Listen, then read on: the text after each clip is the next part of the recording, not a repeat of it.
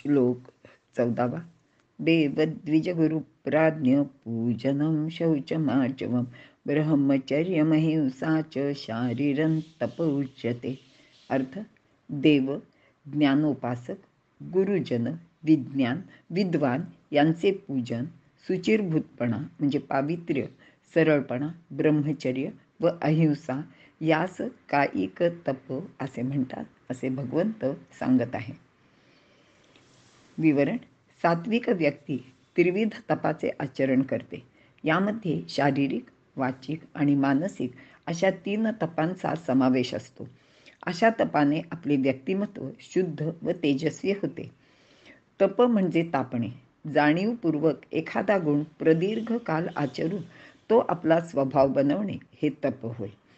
तपाचा अल्पमुदतीचा अभ्यासक्रम म्हणजे व्रत. सर्वसाधारणपणे चातुर्मासात अशी व्रते आचरतात. याचे शास्त्रीय कारण असे आहे की 90 दिवसात शरीरातील सर्व पेशी बदलतात, पण त्या जुन्याप्रमाणेच असतात. त्यातील बदल आपल्याला जाणवत नाहीत. म्हणून अधिक काळ म्हणजे 12 वर्षे एखादी गोष्ट सातत्याने केली तर ती आपल्या शरीरात मुरते. म्हणून कोणत्या एका गुणाचे आचरण जाणीवपूर्वक 12 वर्षे सातत्याने केले तर तो आपला स्वभाव बनतो. जसे गोड बोलणे, दुसऱ्याचे उपयोगी पडणे इत्यादी गोष्टी. अशा रीतीने स्वभाव बनला म्हणजे एक तप पूर्ण झाले. याप्रमाणे कायिक, वाचिक व मानसिक अशी 3 प्रकारची तपे आहेत. वरील श्लोकात कायिक म्हणजे शारीरिक तप सांगितलेले आहे.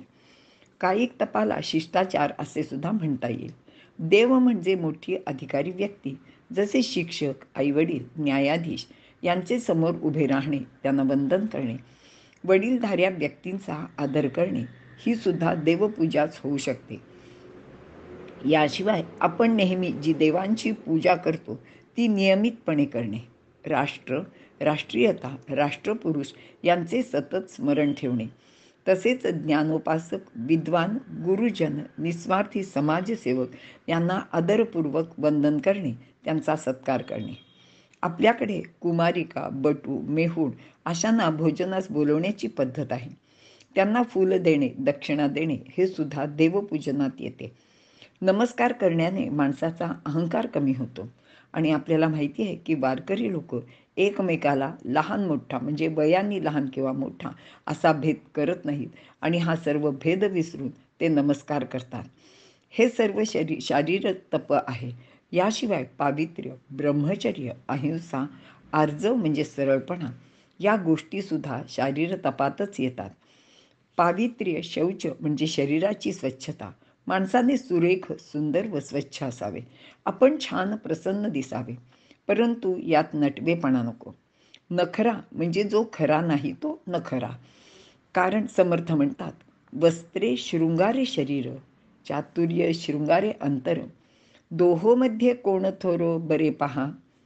कारण अंतर शृंगारणे म्हणजे मन पवित्र, शुद्ध, चांगले असणे. अंतरीचे धावे स्वभावे बाहेरी. मग आपले मन सुंदर असले तर आपल्या वागण्या बोलण्यात ही सुंदरता आपोआपच दिसते आणि याप्रमाणे माणूस खरोखर सुंदर होतो. अहिंसा, विनाकारण कोणाला दुखवू नये. कित्येक वेळा आपले शारीरिक सामर्थ्य परपीडक होते आणि असे असणे योग्य नाही. कोणाची शारीरिक हिंसा करू नये आणि अनाठायी आपले सामर्थ्यसुद्धा दाखवू नये. पावित्र्य व ब्रह्मचर्य यांना कायिक तपात फार मोठे महत्त्व आहे. विवाहपूर्व ब्रह्मचर्याचे पालन आणि विवाहोत्तर पती पत्नीची निष्ठा हे कायिक तपात मोलाचे आहे. कोणत्याही कारणाने वारंवार आपला सहचर बदलणे ही उच्चभ्रू समाजात एक नवी परंपरा रूढ होऊ पाहत आहे.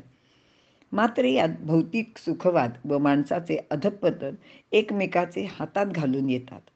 कारण अशा संबंधातून कित्येक वेळा एड्ससारखे जे रोग उद्भवतात ते माणसाच्या आयुष्याचा अकाली नाश करताना आपल्याला पाहायला मिळते.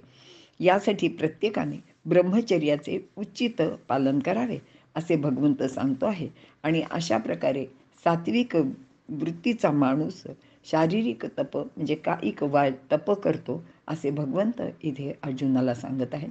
इथे आपण थांबूया.